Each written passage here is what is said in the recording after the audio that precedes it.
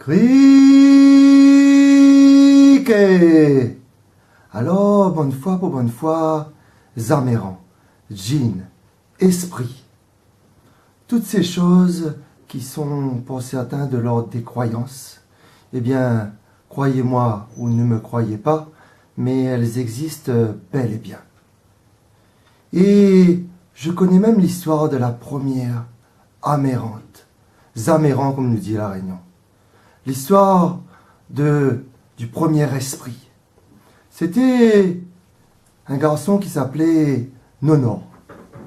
Et Nonor, croyez-moi ou ne me croyez pas, ne croyez pas en Dieu, mais par contre, croyez mon histoire, eh bien Nonor vivait dans un coin de paradis, sur une île qu'on dirait paradisiaque, et il vivait dans un coin qui s'appelait la ligne paradis. Et Nonor avait deux choses qu'il aimait par-dessus tout dans la vie. Il était content à vase de monde, il faisait toutes les pires crasses de la terre à tout le monde, et puis il était content sur une coq, bataille coq. Ça oui, marmaille, ça il était content. Il adorait les combats de coq, et sa deuxième passion, c'était d'embêter les gens. Et ses parents, depuis qu'il était petit, lui disaient « Nonor, à force, l'enfer ou le partage, tu finiras par aller en enfer. » Mais Nonor, se croyant plus malin que les autres, disait « Fouf, cosa ou, à maman il fitait. » Et donc, il était persuadé que l'heure venue, il n'irait pas dans cet enfer que lui prédisaient ses parents. Et puis un soir, allant donner à manger à ses coqs de combat, parce que dans ce temps-là, il n'y avait pas encore la lumière, hein, comme ici aujourd'hui pendant qu'on tourne, et bien dans ce temps-là, il n'y avait pas la lumière et il s'est pris les pieds en rentrant dans le parc poule, dans le parc volaille, ou dans le volailler ou le poulailler, comme on dit en François de France. Et là, il a tombé et il a pète l'off. Il est mort, comme on dit en François de France.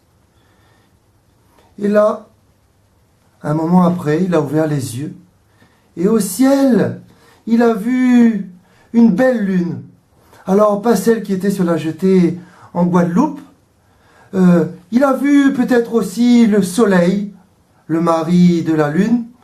Mais en fait, ce n'était rien de tout ça. Nonor était mort et il était aux portes du paradis. Et malgré ce que lui avait dit son papa à son moment, ce que lui avaient dit ses parents, eh bien, il a essayé d'entrer au paradis. Et il est arrivé dans la porte du paradis et il a tapé dessus, évidemment. Bam, bam, bam, criquet. Bam, bam, bam, craquet.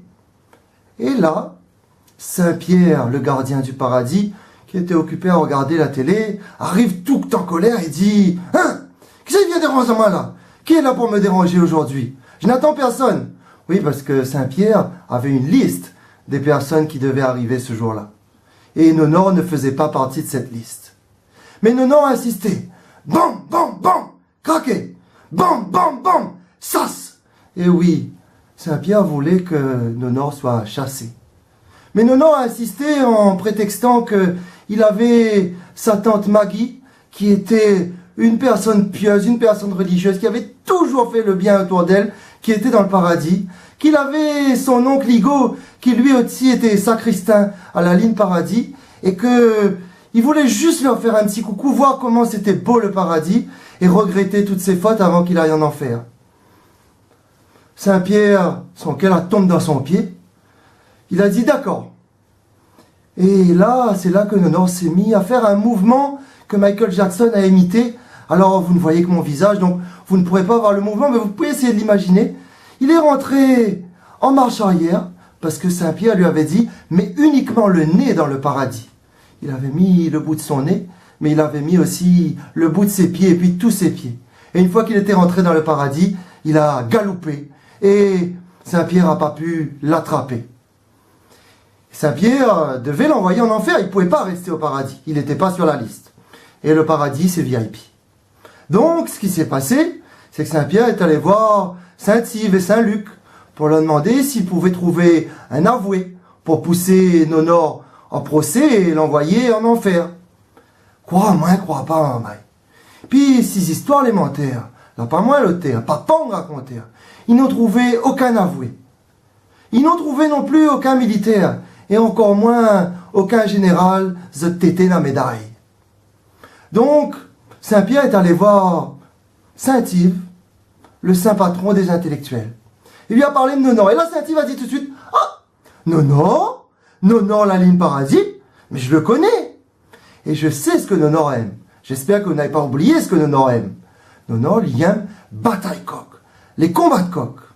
Alors Saint-Yves dit à Saint-Pierre, gardien paradis, tu vas prendre 7 petits ans en bas âge. Vous voyez, c'est difficile, parce que nous, dans le créole réunionnais, on zozote, comme ils disent. Mais non, on ne zozote pas. C'est notre langue. Criquet. Et il a dit aux 7 anges en bas âge de sortir par derrière la porte du paradis. Parce que le paradis avait 2 portes. Une devant et une derrière. Et il leur a dit, une fois que vous êtes devant la porte du paradis, eh bien vous faites coucoucou, coucoucou. Parce que les coqs de la Réunion ne font pas cocorico. Ce ne sont pas des coqs français, mais bien des coqs réunionnais. Et donc les anges, tout contents de jouer, ont fait le tour du paradis et sont passés devant et ont fait coucoucou, coucoucou, coucoucou. Et là, non, maman, il croit, moi, il croit pas.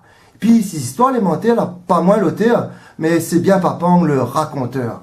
Eh bien, il s'est empressé de sortir du paradis pour aller voir Bataille Coq. Et là, c'est là que Saint-Pierre a bam le porte, il a fermé la porte, et c'est depuis ce jour-là que Nonan est devenue la première amérante.